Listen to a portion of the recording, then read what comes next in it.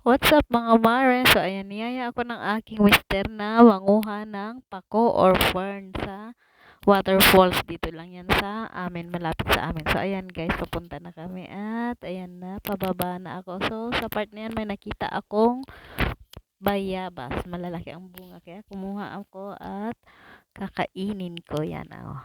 Medyo napatalon pa tayo mga mare kasi nga kinulang tayo sa height. So ayan, wala nang punas-punas kagat agad. So ayan, excited na ako papuntang waterfalls. Dati marami siyang pako doon. So sad lang pagdating namin dito sa bandang taas, ganito na ang itsura niya. Wala nang tubig kasi nga yung tubig napunta na lahat sa irrigation. So ayan guys, makitang-kita nyo yun yung waterfalls nandun sa bandang baba. Ang ganda nito noon guys. So ano ang agos ng tubig. So pero ngayon, ayan, lahat pumapasok na sa irrigation.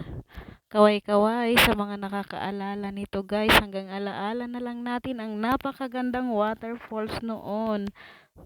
Mga friends ko noon na laging namamasyal at dito nagpipiknik. O ayan, yung mga alaala natin noong kabataan, yung mga nagka-love life dito.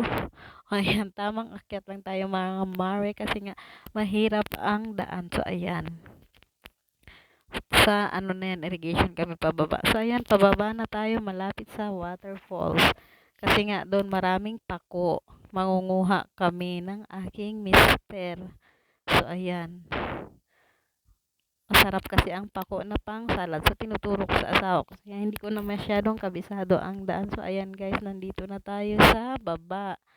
At ayan, pagbaba natin dito guys, eto na ang bumungad. Ang napakagandang waterfalls noon. Eto na siya ngayon. Tuyong-tuyo na, wala nang umaagos. So ayan, nakakalungkot lang. So eto, ang pagkakaalam namin nito noon ay Aklan Waterfalls. Pero sakop pala siya ng San Pascual. Nakasali ito sa tourist spot ng Quirino, San Pascual Waterfalls. Pero eto na siya ngayon. O ayan guys, kitang-kita nyo naman, nakakalungkot, grabe. Noong panahon nung kabataan namin, grabe yung agos yan. Yung bato na nakikita nyo dyan guys, medyo yung ano, malalim ang tubig noon. Doon kami pumapatong. So ayan guys, tinuturo-turo ko dyan. Sabi ko dyan noon ang lakas ng agos. So ayan, yan na lang talaga ang tubig niya ngayon guys. O, kaway-kaway sa mga kay kabataan na laging nagpipiknik dito noon ng mga taga-Aklan, yung mga nagka-love life dito, na may mga darling-darling. Kumusta? Kayo ba nagkatuluyan o nagkahiwalay na rin? So ayan guys, ang ganda sana niya kung may tubig pero sobrang nakakalungkot lang. Kasi yung tubig guys, lahat pumasok na sa irrigation. Wala nang napunta dito. So, ayan, tuyong-tuyo na talaga siya. Ang ganda. Dito noon sa may bandang halaman na yan ay may tubig pero ayan, tuyong-tuyo na talaga, nakakapanghinayang. So hindi na siya naabutan ng aming mga anak, hindi na nila naranasan ang ganda ng waterfalls dito lang malapit sa amin. So ayan guys, pupunta ako doon sa may bato kung saan kami lagi noong nakapatong. Ang pagkakaalala ko, may picture pa ako diyan kasama yung aking mga pinsan. So ayan, brown din yung short ko noon diyan, saka yung picture ko diyan, brown din yung short ko, tapos red na damit. So ayan guys,